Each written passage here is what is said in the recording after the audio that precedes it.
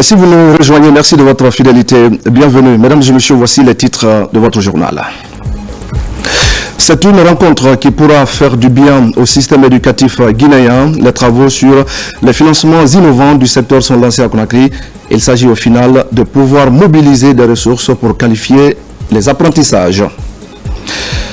Et nous ferons tout à l'heure le point à Farana sur le coup de pouce des autorités en faveur des producteurs victimes d'inondations. C'est un appui important pour permettre aux bénéficiaires de se remettre après le sinistre. Fodé Camara sera avec nous. Rétrospective 2024 avec notre plongée ce soir au cœur des infrastructures routières. Le ministère des Travaux publics s'est inscrit dans la poursuite des chantiers. Les résultats sur le terrain le prouvent. 2024 aura été une année d'espoir. Voilà pour le sommaire. Bonsoir à tous. Tout d'abord, ouverture cet après-midi des travaux du Forum international de Tanger au Maroc. Le thème phare de la rencontre est souveraineté et opportunité vers un nouvel ordre mondial. Plus de 250 personnes prennent part à ce forum de haut niveau et c'est le Premier ministre chef de gouvernement qui conduit la délégation guinéenne accompagnée du ministre de l'économie et des finances. Nous y reviendrons. Coopération encore avec la Guinée et le Danemark qui s'unissent pour l'histoire et pour la grandeur de leur peuple. L'ambassadeur danois a remis les copies figurées de ses lettres de créance au ministre des Affaires étrangères. Une occasion pour les deux hommes d'aborder les bonnes relations diplomatiques entre Conakry et Copenhague, des relations qui pourraient être relevées très prochainement. Makemedozo. La rencontre a commencé par la présentation des copies figurées de l'ambassadeur Tom Noring. Basé à Accra, le diplomate danois est aussi porteur d'un message de son pays, désireux d'élever le niveau de ses rapports diplomatiques avec la République de Guinée. Copenhague est désireux de raviver ses relations historiques avec Conakry et de prendre une part active au sein du programme Simandou 2040. Plusieurs compagnies danoises sont intéressées par ce méga-programme et l'ambassadeur Noring est fier de l'exprimer au chef de la diplomatie guinéenne. Nous sommes déjà nous avons reconnu cette prouesse en matière de genre, de la position du genre, et aussi nous a fait savoir que la Guinée est à la recherche d'un partenaire sérieux dans le business, et nous aussi nous sommes venus ici avec des partenaires sérieux pour présenter le potentiel que le Danemark a pour la Guinée. Le ministre Kouyaté a, au nom du président de la République, remercié l'ambassadeur pour l'intérêt que son pays accorde à la Guinée. Il s'est réjoui de cette démarche et a salué la volonté des hautes autorités du Danemark à ouvrir prochainement en Guinée une ambassade. Dans le cadre des préparatifs des prochaines consultations électorales en Guinée, le ministre de l'administration du territoire et de la décentralisation a eu des échanges avec les administrateurs des régions de Farana et Zérékoré. Ces rencontres visent à superviser les travaux lancés depuis le mois d'août dernier et qui visent à identifier les places publiques pour l'emplacement des futurs bureaux de vote. Amadou Touré.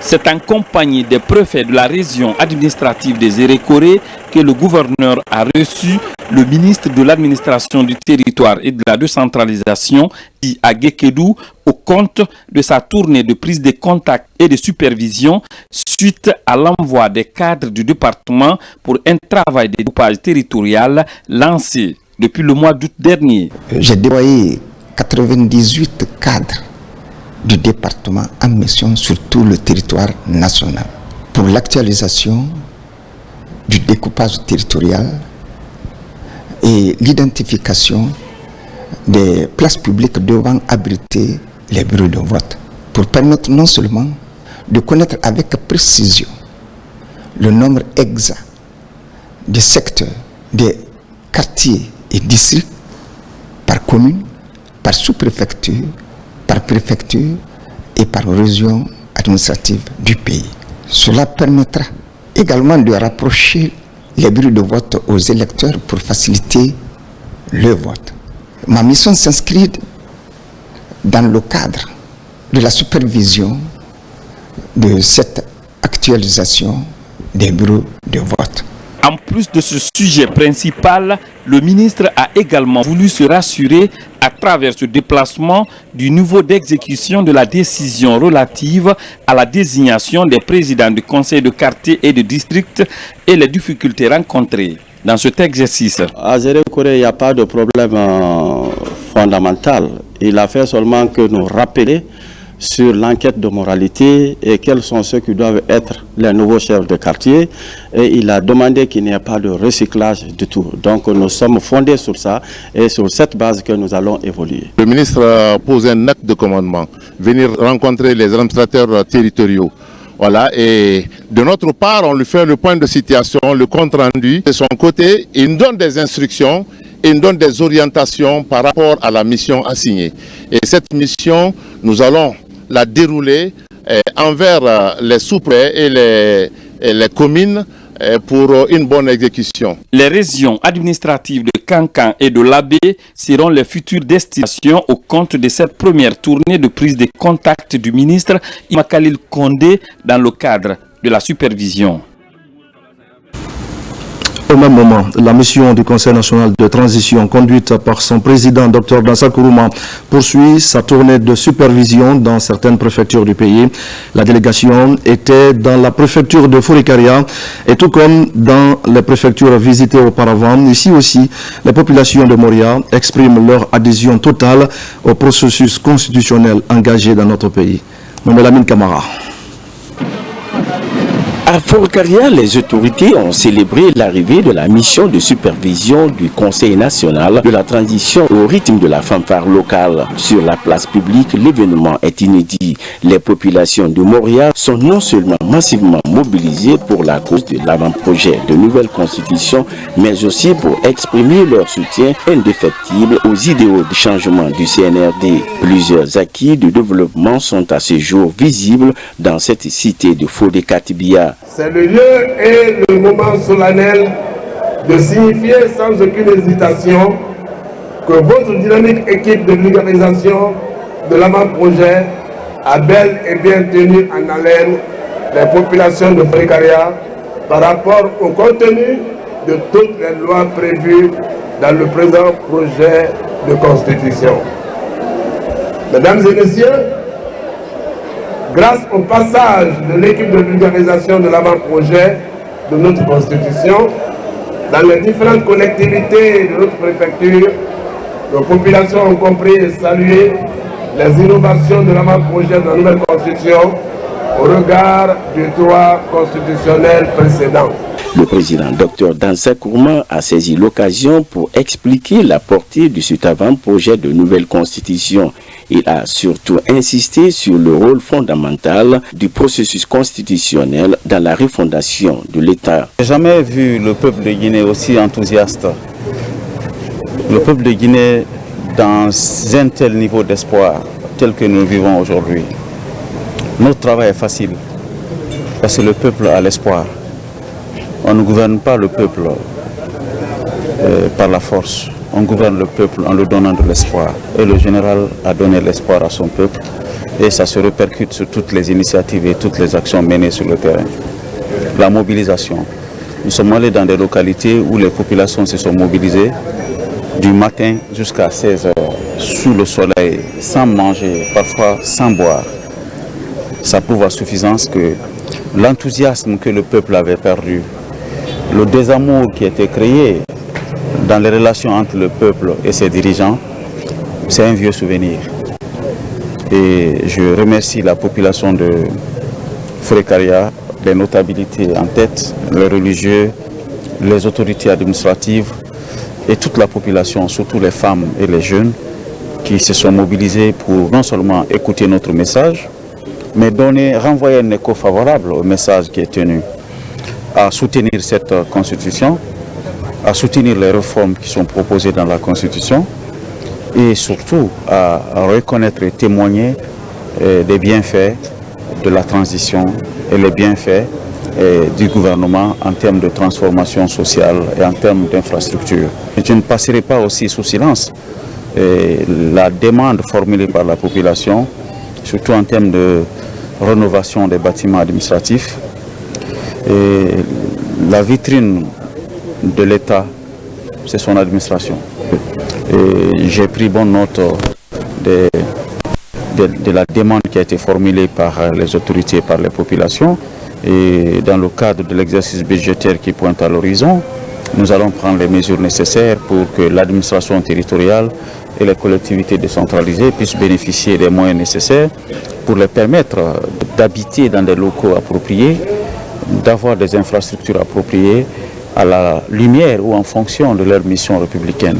Entre rassemblements populaires et visites de courtoisie, cette journée a été marquée par des échanges très riches et des moments de communion avec des sages et des religieux autour de la réussite de la campagne de vulgarisation de nouvelles constitutions dans cette préfecture.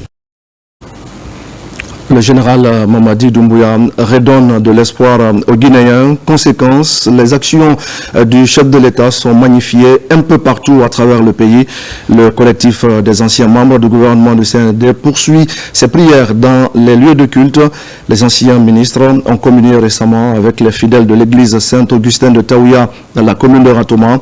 Des prières ont été dites pour le chef de l'État et pour le vivre ensemble. Abdul Aziz Baldé. Après la grande mosquée Faisal, c'est au tour de la paroisse Saint-Augustin de Taouya d'accueillir ses anciens ministres pour une messe commune. Ces fidèles implorent le Seigneur pour un avenir harmonieux pour le peuple de Guinée et pour le chef de l'État. Vous le savez, à l'église, on dit souvent que votre oui soit oui et que votre non soit non. Nous nous sommes retrouvés pour continuer à dire oui. Hier, nous étions membres du gouvernement. Nous avons dit oui à un homme qui nous a choisis, qui ne nous connaissait pas. Il a eu confiance en nous, nous avons travaillé avec lui, arriva à ce qui est arrivé. Aujourd'hui, nous sommes des citoyens. Nous avons des devoirs civiques. Nous voyons ce qui se passe dans le pays. Nous avons décidé de soutenir et de mettre au centre de ce soutien des prières. Ce rassemblement spirituel vise à promouvoir le message de paix et la cohésion sociale dans notre pays. Un programme soutenu par l'Église et les affaires religieuses. Vous savez, quand une autorité vous rend visite, c'est Dieu qui vous rend visite parce qu'ils ont été choisis par Dieu. Donc ça a été une joie pour nous de prier avec eux, de prier pour la nation. Le collectif des anciens ministres veut montrer à la face du monde et surtout sur l'échiquier national que lorsqu'on a été ministre, lorsqu'on a servi le gouvernement, cela ne veut pas dire que l'on doit cesser d'accompagner un gouvernement. Cela veut dire que l'on ne doit pas s'arrêter d'accompagner les idéaux pour lesquels nous avons eu une conviction par le passé. Et c'est pour cela que le département en charge des affaires religieuses est là pour accompagner ce collectif. En associant la foi et action politique, ces anciens ministres du gouvernement du CNRD s'engagent à œuvrer à côté du général Mamadi Doumbouya dans son combat de la refondation de l'État. Lecture du Saint-Coran également à Farana en faveur du chef de l'État et pour toute la Guinée. C'est une initiative du Conseil régional des jeunes dans la suite du tournoi de football doté du trophée du président général Mamadi Doumbouya en cours dans la région. Ce sont donc là des retrouvailles qui ont été marquées par la présence des fils ressortissants de Farana à Conakry. Ibrahim Maoulé Fofana et Noumousso Diakité. Il s'agit d'une retrouvaille parrainée par le colonel Ousmane Bantou Oularé. Ensuite, dans ce centre islamique construit par le ministre de la Défense, Aboubakar Sidiki Kamara, un cadre religieux où des prières et bénédictions sont dites en faveur du chef de l'État, le général d'armée Mamadi Doumbouya et tout le pays. Nous avons organisé cette lecture du livre saint en faveur de la protection du président de la République, mais aussi pour tous les Guinéens. Il s'agit d'un acte de reconnaissance des bienfaits du général président. Cette rencontre religieuse est marquée par la présence des sages et des leaders religieux de Farana. Ils sont tous convaincus des résultats probants de la transition. Au nom de ces jeunes que je représente, au nom des jeunes de toute la région administrative de Farana, nous tenons aujourd'hui à présenter et à dire aujourd'hui qu'on a déterminé à accompagner la transition. Nous sommes également déterminés à construire au fait un pays de paix à travers une région aussi paisible avec le président de la République. Je parle également au nom de ces 4 préfectures et dire que les jeunes sont déterminés pour œuvrer pour la paix et l'unité nationale, pour une transition apaisée et inclusive. La délégation de Conakry est venue avec plusieurs professeurs arabes qui vont désormais enseigner dans cette école franco-arabe. La même retrouvaille a été une opportunité pour le Sotikemo Douti Ben Oulare et le parrain colonel Ousmane Bantou de saluer les efforts du président général Mamadi Doumbouya. Ici à Conakry, l'actualité, c'est aussi l'ouverture ce matin des travaux de la Semaine nationale sur les financements innovants du système éducatif. Pendant 3 jours, je le disais au sommaire, les acteurs de l'éducation et leurs partenaires techniques vont travailler ensemble sur les nouveaux mécanismes de financement tout en mettant en place des partenariats publics-privés. L'action est portée par le ministère de l'Enseignement préuniversitaire à travers l'Agence nationale de financement de l'éducation. Abdul Aziz Baldé pour des explications. L'événement est annuel et mobilise le gouvernement et tous les acteurs impliqués dans l'éducation en Guinée. La Semaine nationale sur les financements innovants du système éducatif est officiellement lancée ce mercredi à Conakry sur fond d'espoir. La promotion des nouveaux mécanismes de financement de l'éducation, la mobilisation des ressources aux fins d'investissement seront entre autres au cœur de ces 3 jours de réflexion sur les conditions d'apprentissage.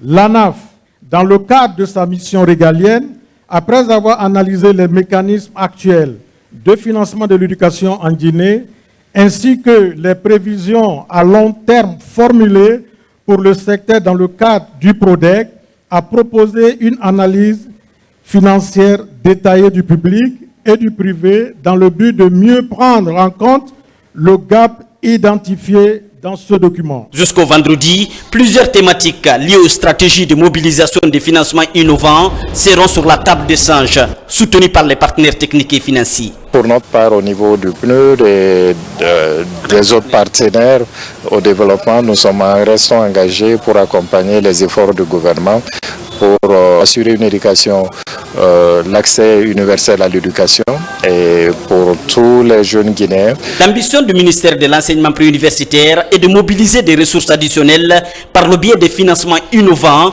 et s'appuyer sur des expériences réussies par d'autres pays.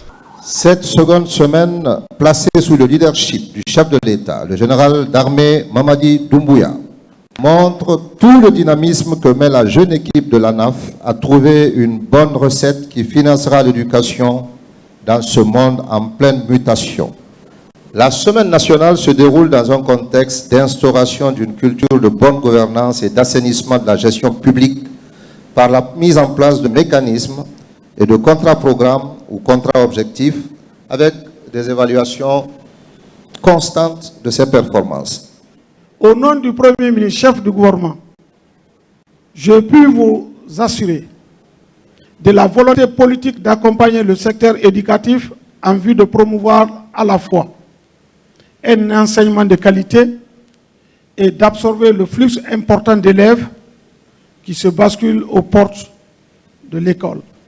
Cette semaine nationale de financement de l'éducation comprend des conférences, des ateliers, des tables rondes et des salons pour permettre aux différents acteurs de collaborer et proposer des solutions concrètes pour l'enseignement-apprentissage en Guinée. Et puis sur initiative de la présidence de la République, le ministère du Budget, à travers le guichet unique, déploie le Porte Community System. C'est une plateforme digitale qui vise à moderniser et à numériser les échanges commerciaux. Elle vient d'être présentée aux différents acteurs intervenant dans le processus. Mohamed Seyar Souma. C'est une révolution profitable à la mobilisation des recettes publiques. Il s'agit du Port Community System, entendez système communautaire portuaire. La plateforme est disponible grâce au ministère du Budget à travers le guichet unique du commerce extérieur. Un élément qui va permettre de centraliser tous les frais dans un seul système, apporter de la transparence et qui va permettre à toutes les autorités de suivre quels sont les frais qui ont été payés. Ça va permettre d'accélérer les démarches, ça va permettre d'amener de l'apparence et également d'augmenter les recettes de l'État. Il sera aussi question de simplifier et optimiser les opérations logistiques et commerciales. Un exemple de modernisation et de digitalisation des échanges commerciaux. La particularité de cette fonctionnalité, elle est une priorité présidentielle qui interconnecte l'ensemble des acteurs de la communauté portuaire avec une traçabilité, une transparence qui dépasse son œil. C'est tout ce que nous souhaitons. Autres avantages et non des moindres, c'est le suivi de bout en bout des marchandises et la réduction des délais. Une avancée pour le climat des affaires, des retombées pour les caisses de l'État. J'ai attiré l'attention des uns et des autres qu'il ne faut pas oublier les différents ports qu'on a en perspective, à savoir le port de Morbaya, où toutes les opérations de Simandou, du projet Simandou sont en train de passer, mais aussi le port en eau profonde de Genti qui va venir très vite. Et j'ai été rassuré que c'est un système dynamique qui va prendre en compte l'ensemble de notre système portuaire et même de l'aéroport aussi. Le port autonome de Conakry étant le plus performant de l'Afrique de l'Ouest, l'introduction du PCS permettra de consolider cette position de leader dans la sous-région. Merci à Mohamed Seyar Soum. Je le disais en ouverture de ce journal, coup d'envoi cet après-midi des travaux du Forum international de Tanger au Maroc. Le thème phare de la rencontre, c'est souveraineté et opportunité vers un nouvel ordre mondial. Plus de 250 personnes prennent part à ce forum de haut niveau et c'est le Premier ministre, chef de gouvernement, qui conduit la délégation guinéenne accompagnée du ministre de l'économie et des finances, Hadi Kamara. La République de Guinée est représentée par une délégation conduite par le Premier ministre chef du gouvernement. Souveraineté et résilience vers un nouvel ordre mondial. C'est le thème du Forum international de Tanger au royaume chérifié. Ce rendez-vous planche sur des sujets géostratégiques au cours d'une 50aine de sessions programmées avec une attention particulière portée aux défis et opportunités auxquels l'Afrique et les pays du Sud sont confrontés. Sa Majesté le roi Mohamed VI a l'habitude de dire que l'Afrique doit faire confiance à l'Afrique. Et ce type de forum, depuis sa création en 2008, a vocation à être une plateforme de promotion des idées africaines. Faire en sorte que nous, Africains, nous puissions nous réunir ensemble d'abord pour chercher une convergence, pour pouvoir discuter d'égal à égal avec nos partenaires du Nord. Et je crois que ce type de rencontre le permet dans un cadre informel et qui peut aussi permettre d'avancer sur un certain nombre de sujets concrets. Vous avez évidemment cité les questions de crise environnementale, mais aussi d'investissement. Et je crois qu'aujourd'hui, il est essentiel de dépasser l'ensemble des contraintes par des actions concrètes, opérationnelles, à travers notamment, je l'ai dit, l'investissement et le rapprochement économique. L'Afrique doit faire confiance à l'Afrique. C'est le leitmotiv porté par notre souverain. Et je crois qu'aujourd'hui, cette adhésion continentale autour de cette nécessité de souveraineté continentale, qui est aussi portée par la Guinée, permet de dépasser un certain nombre de problématiques. Ensemble, nous sommes plus forts. Ensemble, nous parlons d'une même voix. Et c'est comme ça qu'on pourra avancer dans ce monde complexe où les crises s'ajoutent aux crises.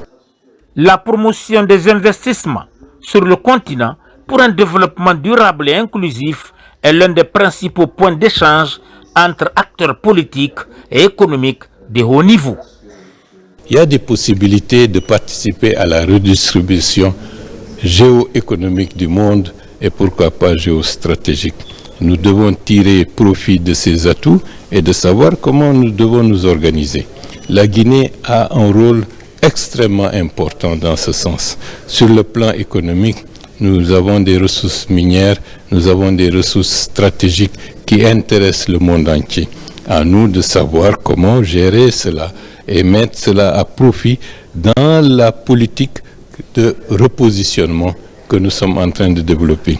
Par ailleurs, en ce qui concerne la situation interne au niveau du continent, une coopération beaucoup plus resserrée nous permet ensemble de créer un environnement de coprospérité et de co-développement pour répondre à l'attente de nos millions et des millions de jeunes qui veulent du travail, qui veulent avoir de l'espoir, et je pense que c'est possible. Qui veut, peut. Et nous avons tous les atouts pour aller dans ce sens. C'est ici, au Palais des Arts et de la Culture de Tanger, que se tient ce forum international avec plus de 250 invités. Les chefs d'État et de gouvernement, décideurs politiques, lauréats de prix Nobel dirigeants de grandes entreprises internationales et personnalités influentes devant un public de plus de 6 000 participants, venus à peu près de 100 pays à travers le monde. Retour en Guinée pour dire que le soutien du chef de l'État continue d'impacter positivement les citoyens vulnérables. À Boké, 200 personnes du 3e âge bénéficient d'une prise en charge gratuite. C'est la 5e campagne d'une opération qui replace le social au centre des attentions. L'opération est conduite sur le terrain par le ministère de la Promotion féminine à travers le Centre national de formation sociale appliquée Jean-Paul II. Nous reviendrons sur cet élément avec Al-Khali Kobele Keita et Mohamed de Camara. À l'hôpital de l'amitié sino-guinéenne de Kipé, l'ONG internationale médicale Guinée vient d'organiser une journée de consultation gratuite sur le diabète et l'hypertension artérielle. Plusieurs citoyens de Conakry se sont rendus sur le site pour connaître leur taux de glycémie. L'idée de cette ONG est d'apporter son aide dans le combat contre ces deux maladies chroniques. Tcherno Maroufba et Ousmane Ouatsissé. Prévenir les maladies chroniques comme le diabète et l'hypertension artérielle est l'une des actions de l'International Médical Guinée. Dans l'enceinte de l'hôpital de l'amitié sino-guinéenne de Kipé, ils étaient nombreux à venir se faire consulter gratuitement. Après consultation, les patients dépistés bénéficient des conseils et des médicaments. Le diabète, je n'en ai pas. Ça c'est bon. Mais pour la tension, c'est légèrement élevé. Mais ils m'ont dit que ça peut ne pas être la tension, mais c'est compte tenu de l'état physique actuel, quoi. Le produit qu'ils m'ont prescrit, c'est qu'ils m'ont donné un médicament, Amlo VH, gratuitement. Cette journée de dépistage gratuit est un engagement de l'International Médical et les responsables de ASIGI à apporter leur contribution à la prévention de ces deux pathologies chroniques. Ces malades qui seront dépistés ici, dans le cadre de l'hypertension artérielle, l'hôpital de l'amitié sino-guinéen va prendre la suite en charge, leur suivi et évaluation. Parce qu'ils sont guinéens, ils ont droit à leur santé, ils ont droit à ce qu'ils soient soignés dans notre pays. On a choisi l'hypertension artérielle et le diabète, comme c'est les principales maladies, disons, cardiovasculaires et qui sont des maladies silencieuses. Donc si vous ne venez pas vous faire dépister, vous ne saurez pas si vous êtes diabétique ou hypertendu. Comme on connaît que la plupart aussi de la population ont des soucis quand même de moyens pour aller vers les hôpitaux, donc on a dit qu'on organisait cette journée gratuitement. Après cette journée de dépistage ici à l'hôpital de l'amitié sino-guinéenne de Kipé, l'ONG International Médical Guinée compte poursuivre cette action dans les unités de diabétologie des hôpitaux régionaux du pays. Lancement également à Conakry du deuxième tour de la campagne nationale de supplémentation en vitamine A et déparasitage des enfants de 0 à 59 mois. Cette campagne qui couvre l'ensemble du territoire national compte toucher plus de 2,5 millions d'enfants. Elle sera couplée à la vaccination de rattrapage et à l'enregistrement des enfants de moins de 6 mois. Samaratolno. C'est parti pour le deuxième tour de la campagne nationale de supplémentation en vitamine A et de déparasitage des enfants de 0 à 59 mois. Pendant 4 jours, des agents vaccinateurs vont sillonner tous les ménages du pays pour atteindre plus de 2,5 millions d'enfants. Au cours de cette campagne, 2 660 000 enfants de 6 à 59 mois seront supplémentés en vitamine A et déparasités. Tous les nourrissons qui n'ont pas d'extrait de naissance seront enregistrés avec la délivrance d'un certificat de naissance. Cette campagne de supplémentation en vitamine A et de déparasitage, couplée à la vaccination et à l'enregistrement des enfants de moins de 6 mois à l'état civil, est soutenue par plusieurs partenaires techniques et financiers. L'UNICEF et ses partenaires travaillent en étroite collaboration avec le gouvernement guinéen, unis par une vision commune, celle d'une Guinée où chaque enfant, sans exception, peut grandir en bonne santé, jouir de ses droits fondamentaux et s'épanouir pleinement. Les enfants et les mères sont au cœur de notre mission.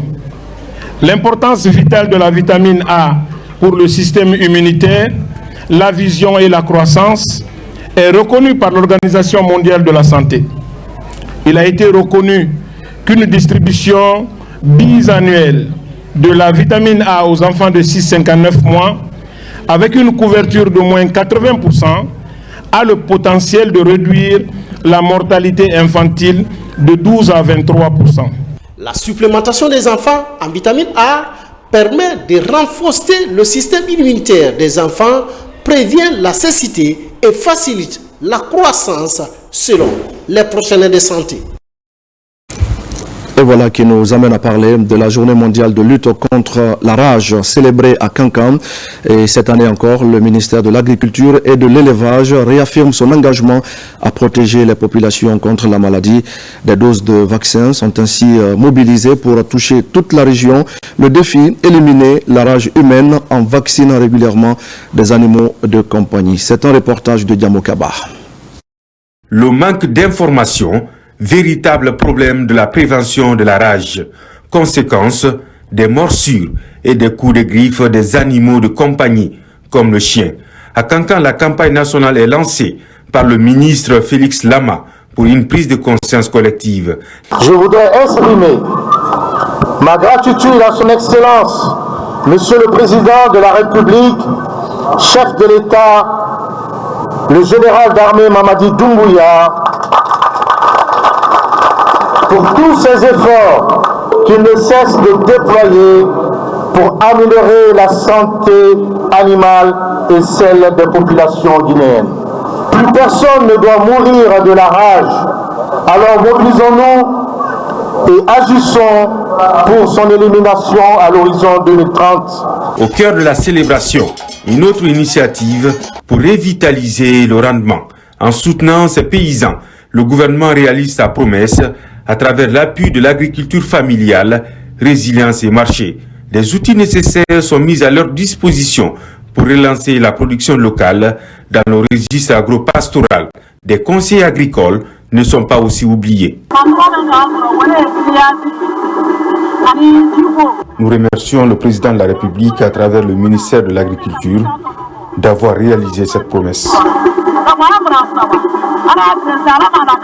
La refondation verte devient de plus en plus une réalité pour permettre au monde rural de se relever. Un chantier souhaité par le chef de l'État pour reconquérir la souveraineté alimentaire et opérer une transition qui intègre les plus pauvres dans le monde agricole. Une lueur d'espoir pour réussir le combat contre la faim et la pauvreté. Un détour maintenant par Farana, où, je le disais en titre, le gouvernement vient d'apporter un appui substantiel aux producteurs qui ont enregistré d'énormes pertes dues à des inondations. Ce coup de pouce vise donc à aider ces paysans sinistrés à relancer leurs activités et à booster les rendements. Fodé Camara. Dans l'agenda de l'agro-tour de ce mois de novembre 2024, au compte de la région de Farana, l'une des escales les plus attendues est l'étape du centre-ville. Une étape marquée par un bel accueil des populations déterminées à renouveler leur attachement indéfectible aux actions de développement rural du chef de l'État, général Mamadi Doumbouya. Dans ce registre, ici à Farana, Félix Lama, le ministre de l'Agriculture et de l'Élevage, vient marquer sa compassion et prêter main forte aux paysans qui ont enregistré d'énormes pertes dues aux inondations. Pour aider ces producteurs sinistrés à se relever, le ministre de l'Agriculture procède à la remise officielle de 4 moissonneuses batteuses, des moyens de labour, des intrants agricoles et bien d'autres équipements. La région de Farana a connu l'inondation. Donc, que le général pense à ces populations en donnant les outillages et les intrants agricoles, plus les moissonneuses batteuses à cette population. Vraiment, nous ne pouvons que remercier le général pour ces dons.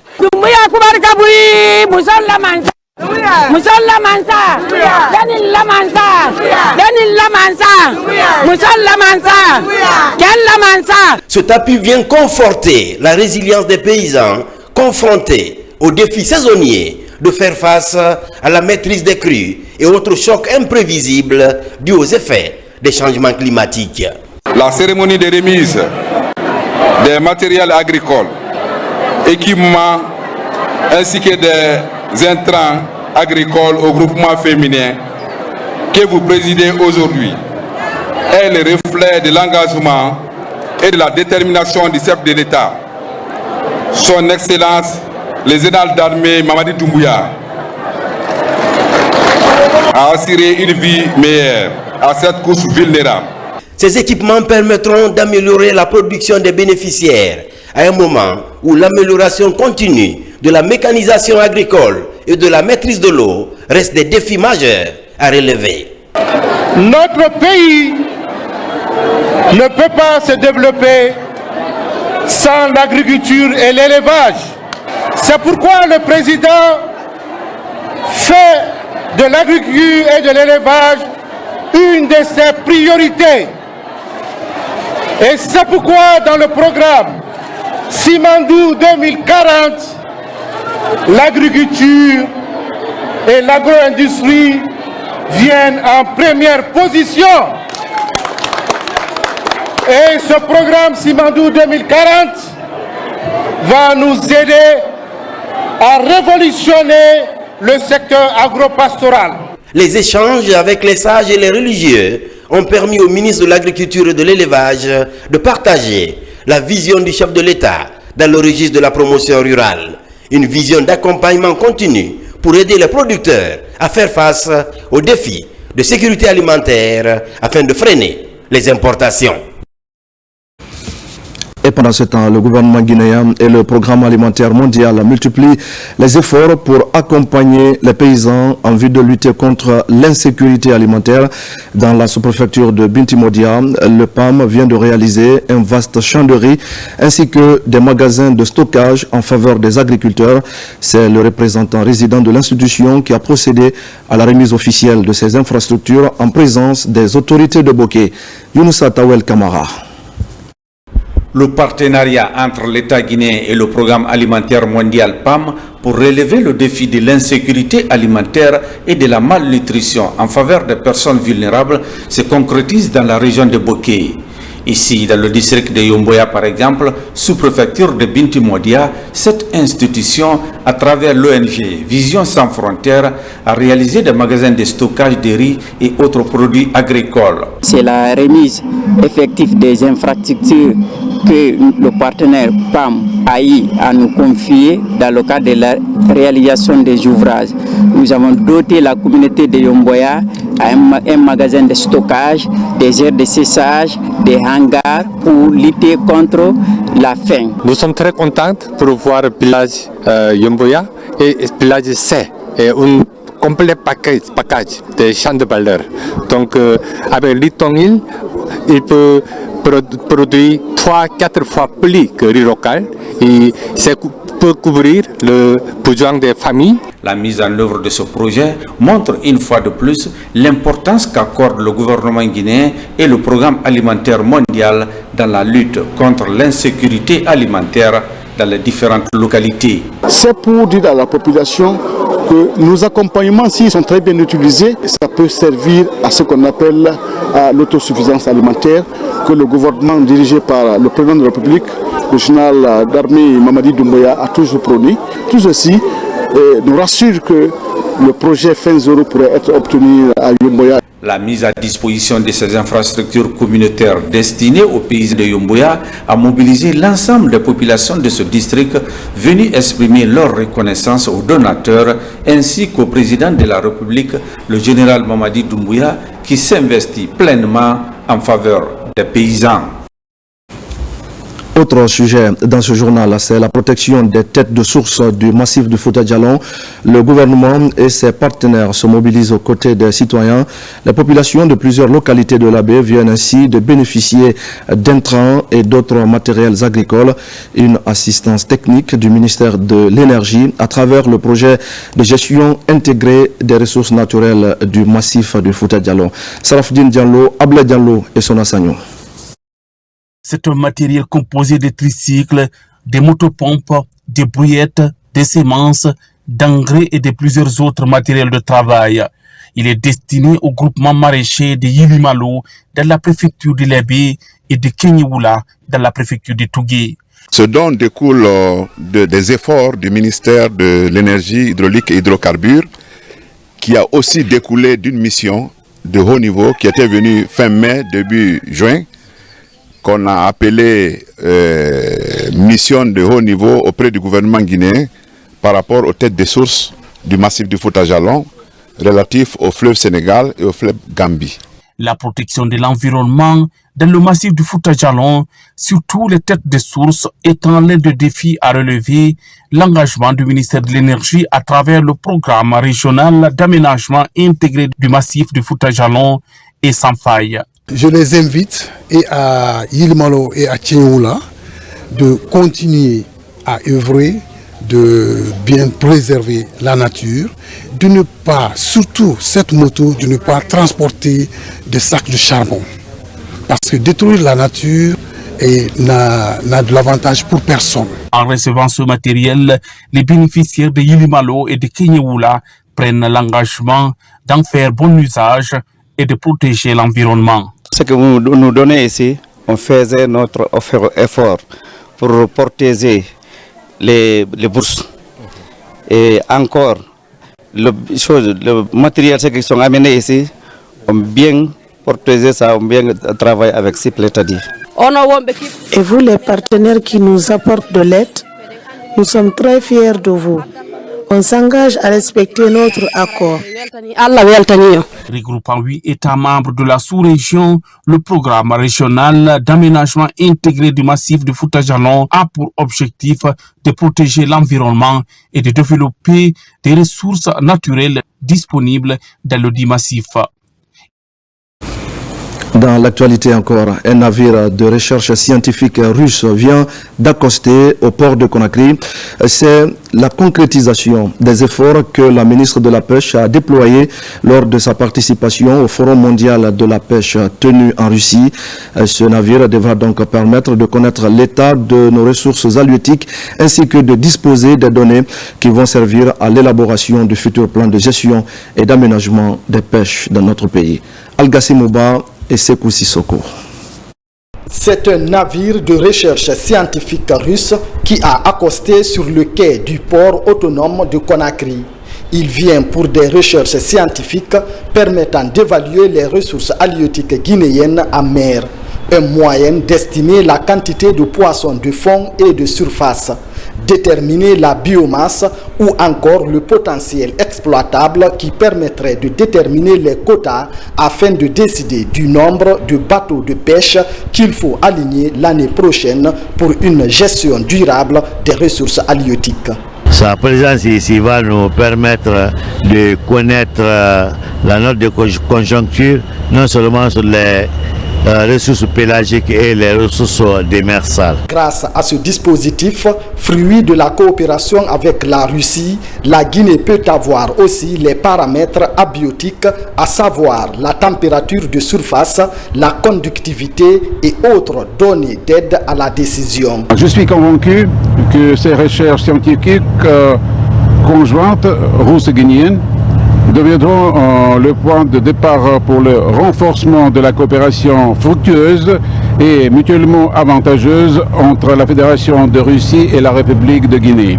Au nom du général Mamadi Doumbouya, chef de l'État, et du Premier ministre, chef du gouvernement, M. Amadou Ouriba, d'exprimer toute ma gratitude à son Excellence, Monsieur l'ambassadeur de Russie, et aux autorités russes pour avoir vraiment nous aidé à pouvoir voir ce jour le lancement de cette campagne scientifique qui vient vraiment pour renforcer l'évaluation ici au niveau de la Guinée. Ce navire de recherche scientifique russe séjournera en mer dans les limites des eaux guinéennes pour une vingtaine de jours.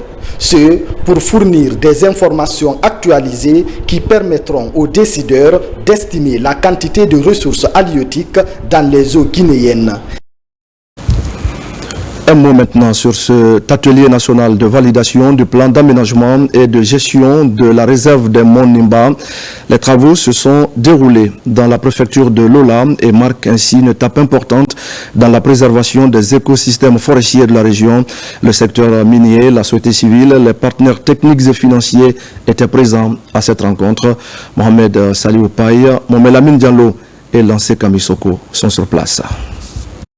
Le plan d'aménagement et de gestion présenté lors de cet atelier vise à assurer une gestion durable de la réserve de biosphère de Monts Nimba tout en créant un cadre stratégique pour protéger les écosystèmes forestiers de cette zone classée patrimoine mondial de l'UNESCO. L'objectif est de préserver la biodiversité exceptionnelle des monts Nemba en conciliant les besoins de développement économique des populations avec les impératifs de conservation.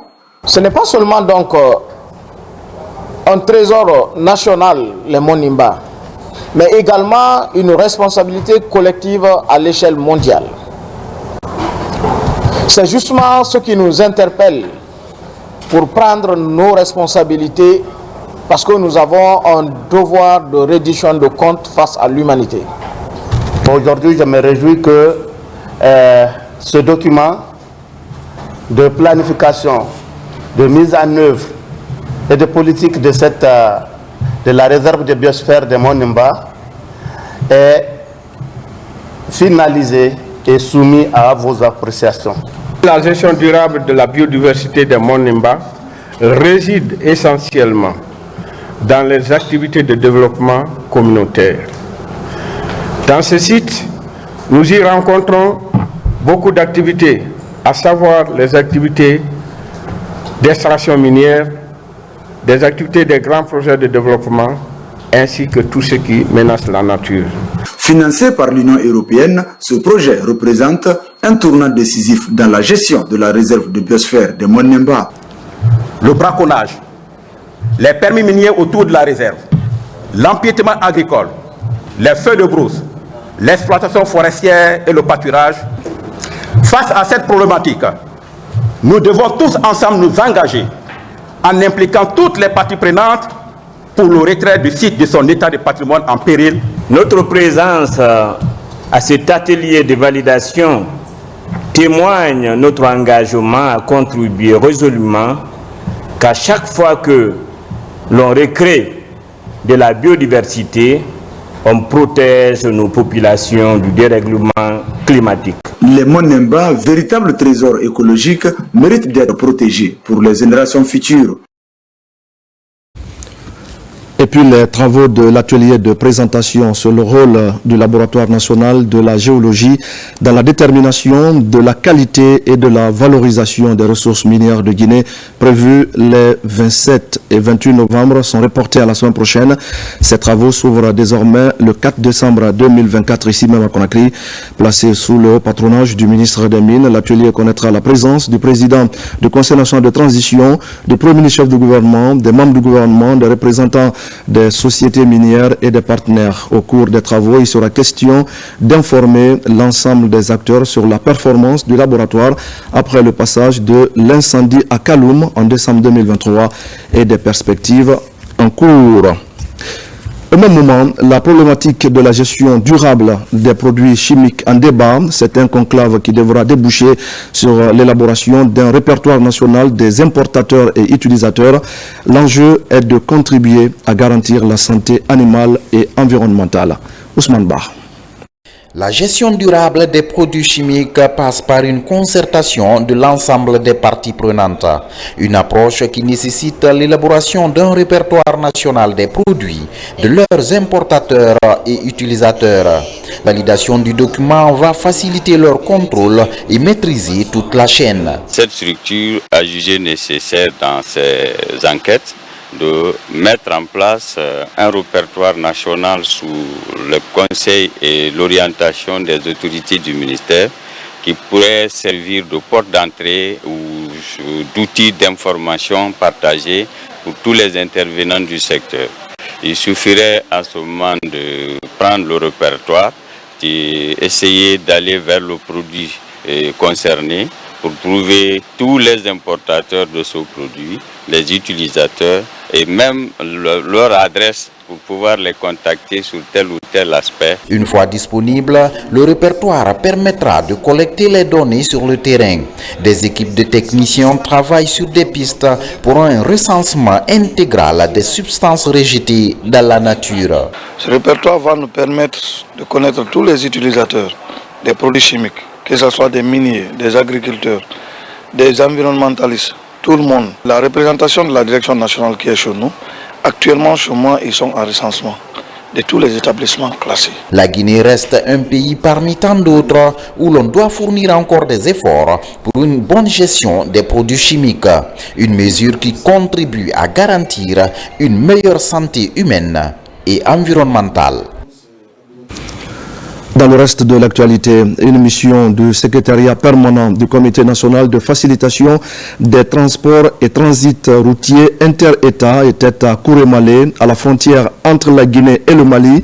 Cette mission avait pour objectif de sensibiliser l'ensemble des acteurs intervenant dans le processus du transport inter-États. Il est question de lutter contre les tracasseries routières et de faciliter les contrôles à la frontière. Fodé Bangali Fofana. Ici à Kourémalé, à la frontière guinéo-malienne, une mission du Conseil guinéen des chargeurs à travers le secrétariat permanent du Comité national de facilitation des transports et transits routiers inter-États. Autour de cette mission, l'ensemble des acteurs intervenant dans le processus de transport inter-État et de sécurité à la frontière. La frontière Kourémalé, qui relie la Guinée au Mali, est de nos jours une frontière qui connaît un problème de sécurité à ne pas négliger. Donc si la police ne fait pas correctement son travail, son exercice de contrôle, la gendarmerie pareil, il va sans dire qu'on se voit exposé à un problème d'insécurité vraiment qui ne dit pas son nom. Les chauffeurs et les policiers doivent se comprendre que d'abord ce que nous devons mettre en avant c'est la Guinée. C'est la Guinée qui est en avant tout. Donc les chauffeurs aussi doivent jouer un rôle très important pour faciliter le travail des agents.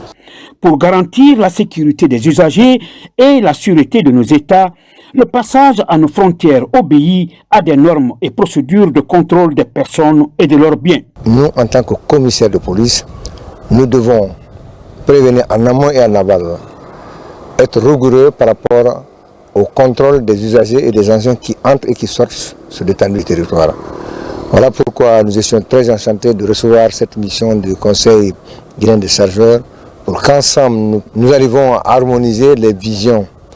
Nous arrivons à comprendre le défi sécuritaire qui nous interpelle et qu'ensemble nous parvenons à sensibiliser les populations dont nous avons la charge de gérer. Les différents acteurs concernés ont été écoutés par la mission. Chacun, en ce qui le concerne, a parlé des difficultés qu'il rencontre, des problèmes auxquels il est confronté, mais aussi des éléments de solution apportés. Mesdames et messieurs, dans la rubrique rétrospective de ce soir, nous nous intéressons, je le disais au sommaire, aux infrastructures routières. 2024 aura donc été une année d'espoir pour le secteur des travaux publics. La priorité du département était axée sur la poursuite des chantiers en cours d'exécution dans le pays.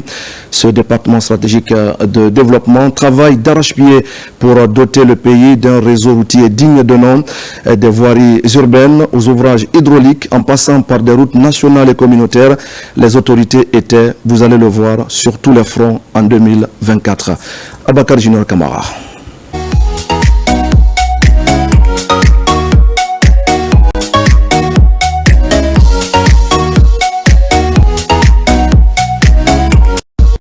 Le renouveau au niveau du secteur des infrastructures et des transports publics constitue le cheval de bataille du gouvernement de la transition. Conformément à la lettre de mission assignée au ministre de tutelle, la Guinée doit forcément se doter d'un réseau routier digne de nom dans un bref délai. Un vaste chantier de la République lancé sous l'égide du président de la transition. 2250 km sont en cours d'exécution dans tout le pays, dont 845 km en bitume et en béton armé. J'étais venu constater l'avancée des travaux. On constate qu'au niveau du génie civil, ça a bien avancé. Au niveau de la route, il reste la dernière couche. Et les équipements pour les péages sont déjà là. Les installations sont prévues d'ici la fin du mois. C'est un business model qu'on a mis en place avec du financement privé et qu'on souhaiterait à terme dupliquer dans d'autres projets. Dans la dynamique d'améliorer le trafic routier, plusieurs ouvrages de franchissement sont en cours de réalisation dans le pays. Le pont unique de Tanene avec le financement du FER, le fonds d'entretien routier, le pont de Tingilinta dans le projet de réalisation de la route Boké-Kébou, le pont sous le Sankarani à Mandjana, le pont sous le Milo à Kerouane et le pont sous la Sumba à Dubreka, mais également la réalisation de l'échangeur de Bambeto. Tous ces projets s'exécutent dans les règles de l'art et le respect du délai contractuel est obligatoire. initiés par le président de la transition, les projets financés par le BND, le budget national de développement, désenclavent tous les quartiers de la capitale avec 214 km. Dans le même registre de l'initiative présidentielle, 11 préfectures sont sélectionnées pour avoir leur première couche de goudron depuis l'indépendance. Ces projets de développement sont bien accueillis dans les communautés rurales comme à Tougué, Mali, Koubia, Lelouma, à titre illustratif. Je vais citer la route Télémilé-Kasseri comme exemple. C'est une route à peu près de 96 km qui est scindée presque en deux, mais qui est financée à 100% par le budget national. Il y a aussi la route Télémilé actuellement qui est en cours de réalisation, qui est financée en Télémilé-Gawal. Donc sans oublier aussi le col de Louba. Vous avez vu combien de fois là-bas c'est bien arrangé, c'est traité et les gens circulent librement. Avec des projets futurs d'envergure, notamment la réalisation de la suite de la route Le Prince entre Kagbelen-Kouria et la reconstruction de la route Hamdallah et Sonfonia longue de 19 km avec des échangeurs de Hamdallah, de Koza et de Matoto, dont les financements sont déjà obtenus. Les entreprises guinéennes sont favorisées pour le respect du contenu local.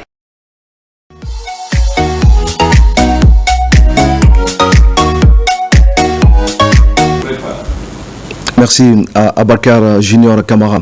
Et puis vers la deuxième édition de la nuit des sports de combat, l'événement est prévu pour se tenir au mois de décembre prochain ici à Conakry. L'objectif est de récompenser les efforts et de reconnaître le mérite de ces sportifs encadreurs qui marquent les disciplines comme le judo, le karaté, la lutte ou encore la boxe.